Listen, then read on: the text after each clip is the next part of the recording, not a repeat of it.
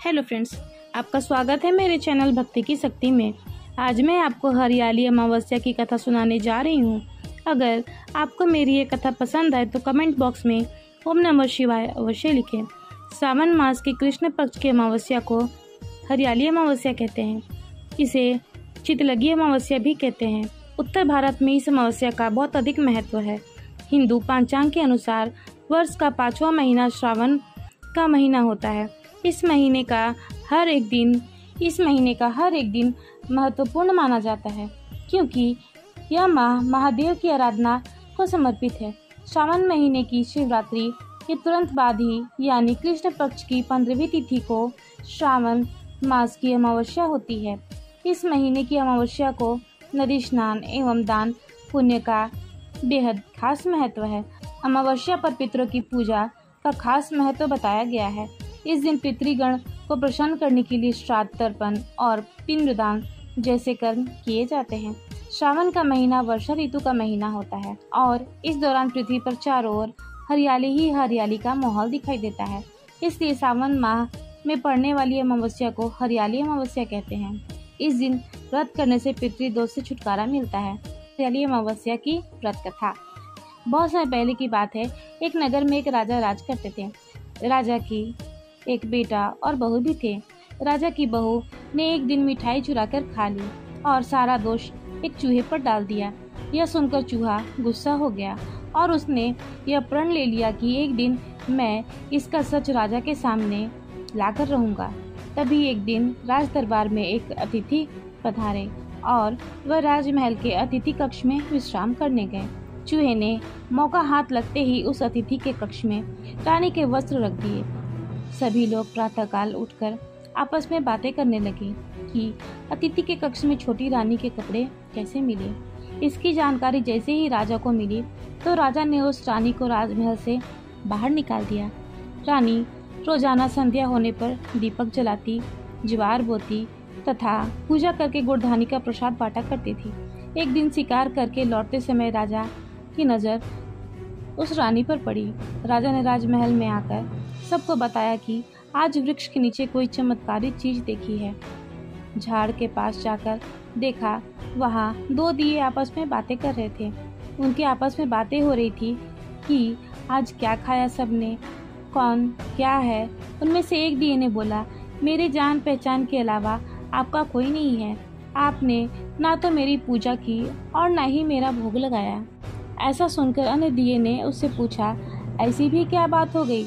तभी वह दिया बोला कि मैं राजा के घर से हूँ, जिनकी बहू ने मिठाई चुराकर खा ली थी और किसी चूहे के ऊपर दोष डाल दिया था। उस चूहे को गुस्सा आया और उसने बदला लेने के भाव से रानी के वस्त्र को घर में आए हुए अतिथि के कक्ष में रख दिया और वह बड़ा विवाद बन गया। और उसके बाद उस राजा ने उस रानी को राजमहल से निकाल दिया। वो रानी रोज मेरी पूजा कर भोग लगाती थी। उसने सदा सुखी रहने का आशीष रानी को दिया था। फिर सारे दिए झाड़ से उतरकर राजमहल आए। फिर सबने रानी के पक्ष में बात रखी और उनको दोष रहित साबित किया। यह पूरी घटना सुनकर राजा ने तुरंत रानी को राजमहल बुलवा लिया और फिर सभी एक साथ कुशल पूर्वक रहने लगे।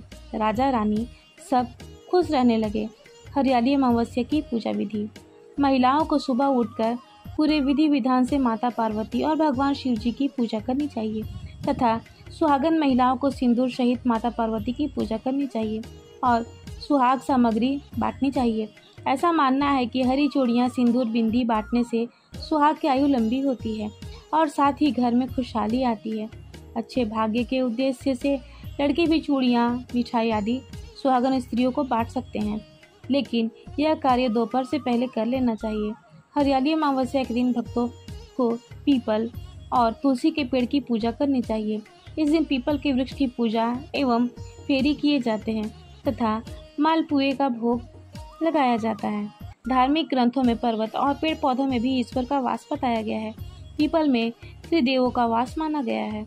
आंवले के पेड़ में स्वयं श्री लक्ष्मी और नारायण का वास माना जाता है।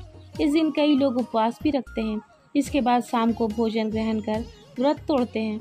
मान्यता है कि जो लोग सावन मास के अमावस्या का व्रत करते हैं उन्हें धन्य और वैभव की प्राप्ति होती है।